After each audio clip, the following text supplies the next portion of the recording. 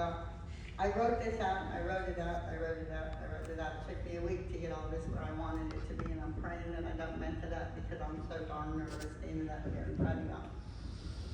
Firstly, I want to share with you something very important to my heart, and it's Psalm 56, verses 8 through, I believe, 10, 8 through 10. You number my wanderings. You put my tears in your bottle. Are they not in your book? When I cry out to you, then my enemies will turn back. This I know because God is for me. And I know that.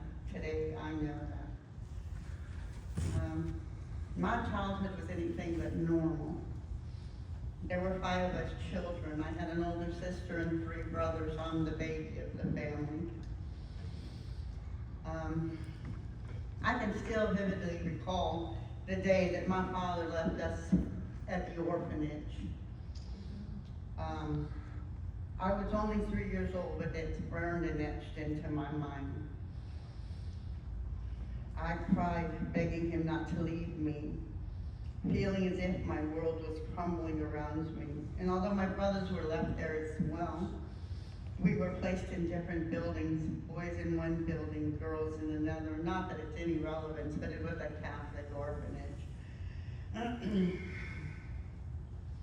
My father kept my sister, you see. She was my mother's replacement. My mother didn't pass away, my mother left him. The separation from my brothers was unbearable. I could see them on the playground at recess.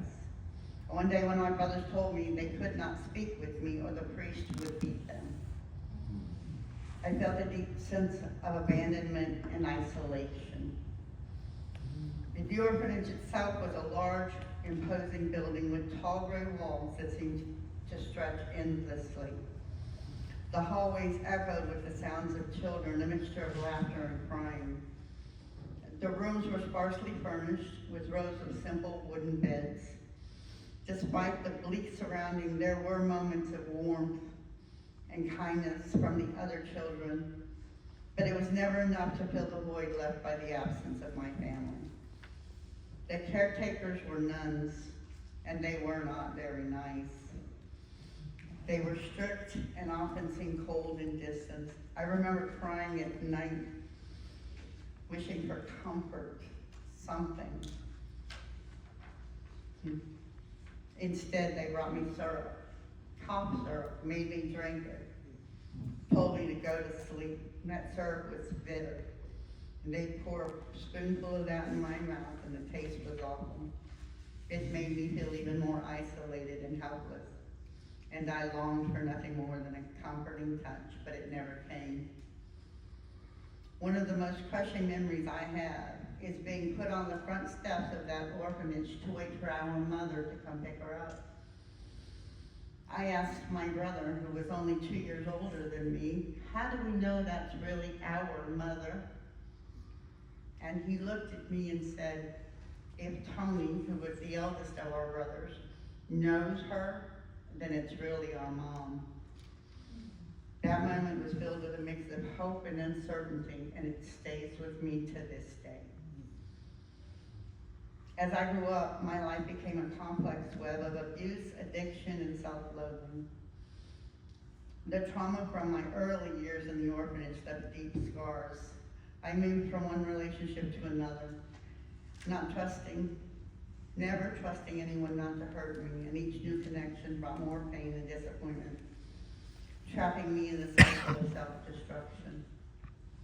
The sexual abuse I endured as a child is the most horrific part I can remember in my life. I was supposed to be safe, but instead I was violated. At just 4 years of age, the betrayal and the pain were overwhelming, leaving me feeling broken and alone. I won't get into too much detail, but just the outskirts. The abuse began with my oldest brother. He would make me stand naked in front of his friends, and they would poke at me and laugh at me. I was 4.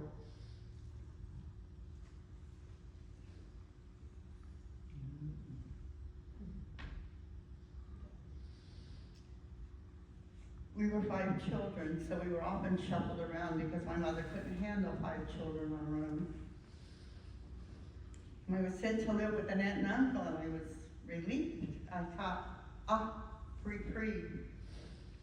But it was short-lived. You see, my uncle began touching me. Finally, we were sent back to where my mother was, and I was sent to live with my sister and her husband, because by this time, I was 6. And it was really awesome, until my brother-in-law started touching me. Finally, I got sent home to my mom. They didn't want me there. Woo-woo, I'm going home to mom. But no. My oldest brother was there and started once again. Only this time there were no friends involved.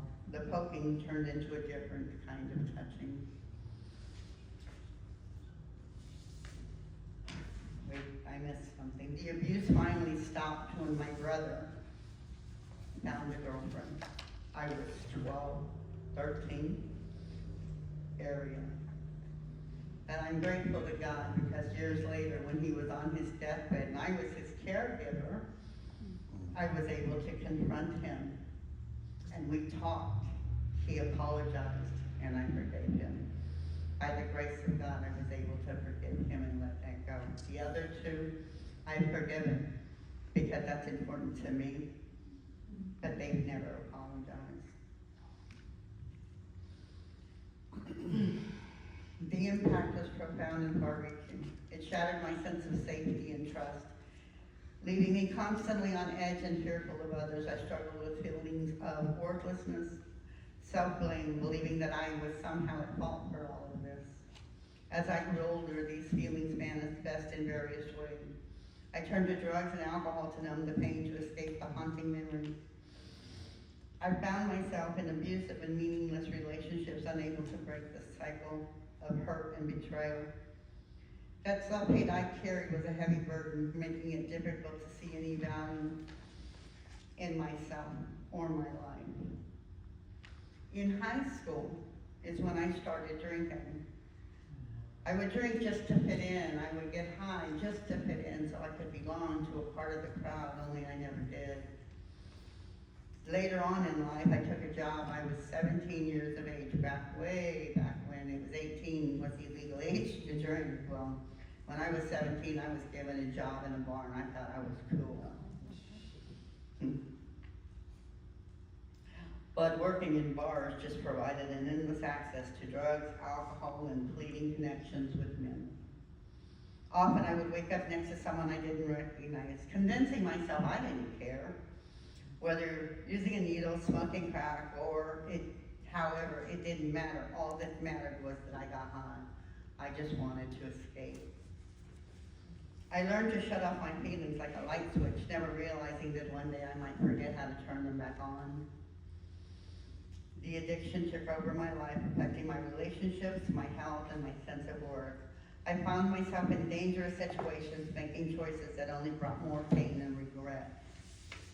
It was relentless, pulling me deeper into a void of despair.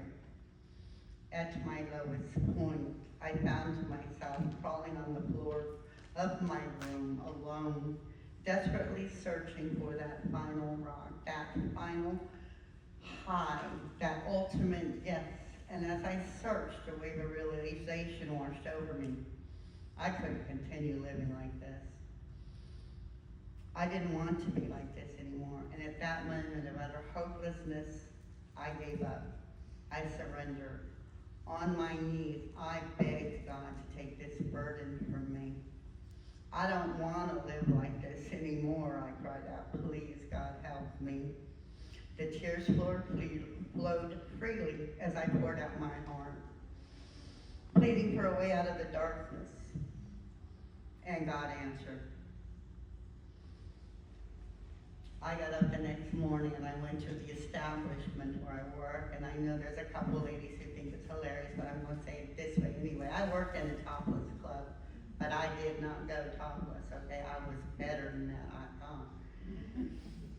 Now, in my days, I realize I'm just the same as anybody else. Ain't nobody better or worse than me. But I didn't go topless. I didn't have the nerve.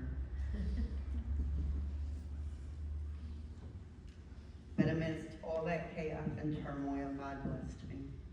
He blessed me with a beautiful, healthy daughter and a glimmer of hope, overwhelmed by the fear that my 3-year-old daughter would walk in and find me overdosed on my bedroom floor.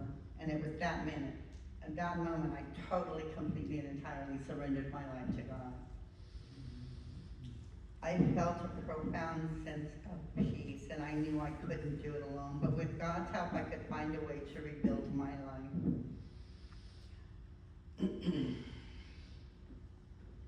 This was the turning point, and I'm sorry.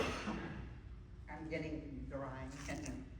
This was the turning point, the beginning of a new chapter.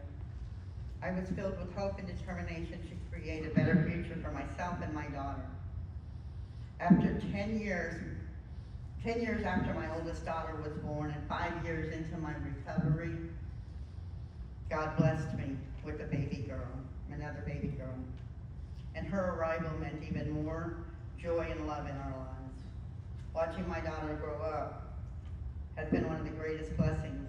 Their laughter and bond have left my home, filled our home with warmth and happiness. I reconnected with my faith, finding solace in God, guidance in prayer, meditation, and Bible reading. My belief in God's presence and love became the cornerstone in my recovery, giving me the strength and perseverance even when the journey was difficult. Gradually, I began to rebuild one step at a time. I found a job.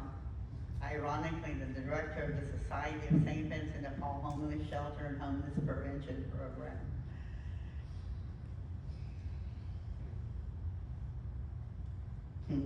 I established a routine, surrounded myself with positive people.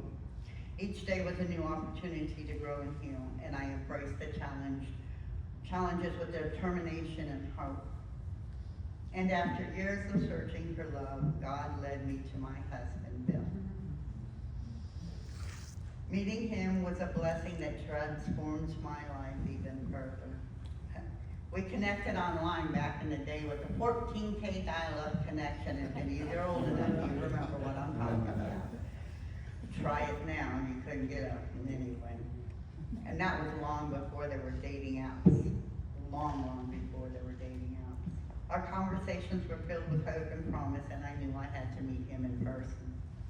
With determination and faith, I drove 2,000 miles by myself from Texas to New Jersey, driving an old Ford with a steering wheel that went like this and like this as I was driving down the road. Praise God, I made it safe. But I was driven. I was driven by the belief that this was my chance at a new beginning, and I knew God was directing my steps. Bill and his family welcomed me with open arms, and our connection only grew stronger. And for the first time in my life, that felt true love in human form and truly secure. Our home became a safe haven not only for me and our children, but for anyone who entered our front door. Bill's love and support were unwavering, and he helped me heal in ways I never thought possible. Life has thrown us some significant challenges, but we have managed to navigate through them with resilience and hope. My journey there began with a series of hospitalizations that led to the discovery that I had bipolar disorder. It took several trial and error attempts to find the right combination of medications to keep me level. But eventually we found a treatment plan that works. Just as things seemed to be stabilizing, I was diagnosed with hepatitis C. You see, my years of IV drug use led to the hepatitis C. The treatments were grueling and took a toll on my body that led to the development of complicated migraines. And if you ever never seen a mine, I would go completely paralyzed on the right-hand side of my body. At first they thought I was having strokes, but it turned out to be nothing more than a complicated migraine.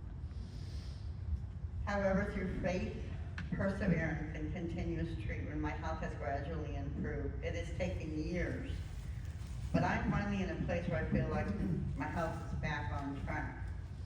The journey has taught me the importance of faith, the value of dedicated support system, and the power of never giving up. In February of 22, my stepfather asked me to return to Texas to help care for my ailing mother. She could no longer walk and needed constant care. Although my older sister was living there, her years of being abused had left her unable to help. We were blessed that I could quit my job and go back to Texas. The time with my parents was both a blessing and a trial. I am deeply grateful for the moments I shared with them, but it was incredibly challenging. Mom's constant nagging complaints tested my patience, while Dad's drinking to escape his bitterness added to the strain. What I thought would be a short-term stay in Texas turned into a permanent move. In May, my father took a hard fall and fractured every bone in his face, and he was hospitalized. While in the hospital, he suffered a seizure and had 2 major heart attacks.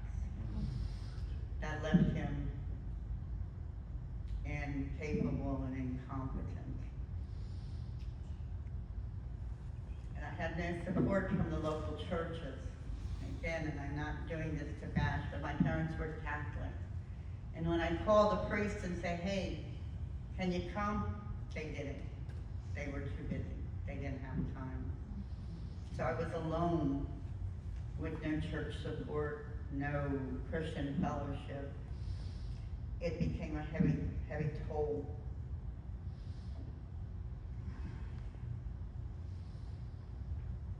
With my father in the hospital and my mother having to care for her, it was exhausting and overwhelming. I felt isolated and struggled with my relationship with God a little. The weight of the responsibility and grief was almost unbearable. Yet through it all, I felt the presence of God guiding me. My faith was tested, but it grew stronger. I found solace in prayer and quiet moments of reflection. My mother passed away July 30th of 2022, leaving a void that words cannot describe. And just 5 weeks later, on September 2nd, my father passed away. The pain of losing both of them so close together was devastating. Despite the hardship, I cherished the time I had with them. I haven't seen them in over 10 years, and I spent that short bit of time trying to heal wounds and reconcile my parents and bring some joy and laughter into that home. I believe that God placed me there for a reason, to be a source of love and support for my parents in their final days. Their passing brought me closer to God, and I am grateful for spiritual growth that came from this experience.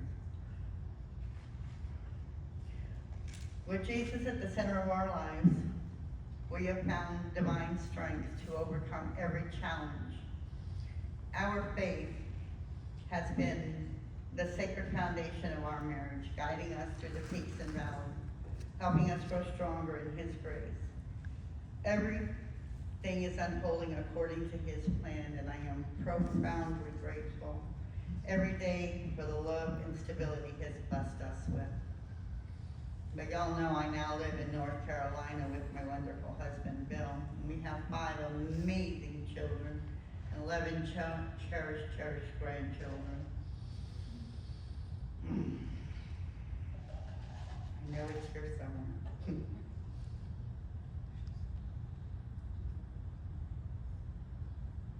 And my family is the heart of my life. I find immense joy and fulfillment in nurturing my relationship with my loved ones.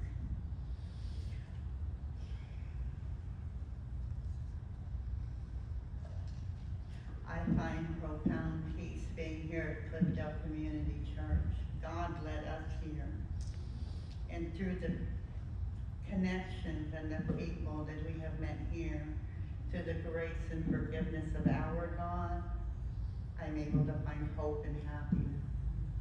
I haven't cried in forever, and that's the closest I've come in a very long time.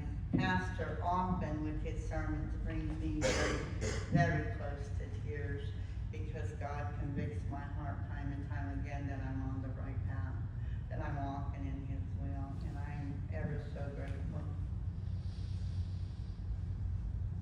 I was once asked if I would ever change anything about my past, and my answer is a resounding no. Everything I have been through, the pain, the struggles, the moments of despair, has shaped me into the woman I am today. Each experience, no matter how difficult, has taught me valuable lessons and strengthened my faith. I have learned the importance of resilience, the power of hope, the power of God, and the unwavering presence of God's love in my life. My journey has been far from easy, but it's made me who I am. I am grateful for the strength and wisdom I have gained along the way, and for the beautiful family, the beautiful home, and the beautiful life we have built in Christ. Through it all, I have found peace and purpose. And I hope that my story can inspire others who are facing challenges. And I am committed to sharing my journey to offer hope and encouragement.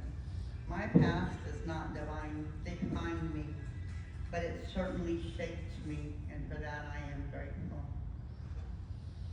And if I could offer any advice to anyone facing struggles, it would be this: never lose hope. No matter how dark the days may seem, there is always hope. Hold on to the belief that things can and will get better, even when the darkest moment there is a glimmer of light. His name is Jesus. Seek help and support. You don't have to go through this alone. Reach out to friends, family, support groups, or professionals even. There is strength in seeking help and in sharing your burden with others who care. Embrace your faith. For me, faith has been the cornerstone of my recovery and resilience. Trust in God and find solace in prayer, meditation, Bible reading. Let your faith guide you and give you strength. Be kind to yourself. It's easy to fall into self-blame, self-hate. Remember that you are worthy of love and compassion. Treat yourself with kindness and forgiveness. Healing takes time, and it's okay to have setbacks. Take one step at a time. Recovery and healing are journeys, not destinations. Focus on taking small, manageable steps each day. Celebrate your progress, no matter how small, and keep moving forward. Find your purpose. Look for meaning and purpose in your life, whether it's through helping others, pursuing a passion, building a loving family. Find what brings you joy. Build in your strength. And I gotta say this because this is very important to me. Joy is different than happiness, you know. Joy comes from Jesus. Happiness comes from the external. So if you're seeking for what finds you joy, you're going to find it. You are stronger than you realize. Your past does not define you, but it shapes you into the resilient person you are today. Trust your ability to overcome and thrive. Remember, you're not alone. God is always with you, and there's always hope with your faith in Jesus. With your faith, Jesus, and people who support you, and determination, you can overcome any challenge. Thank you.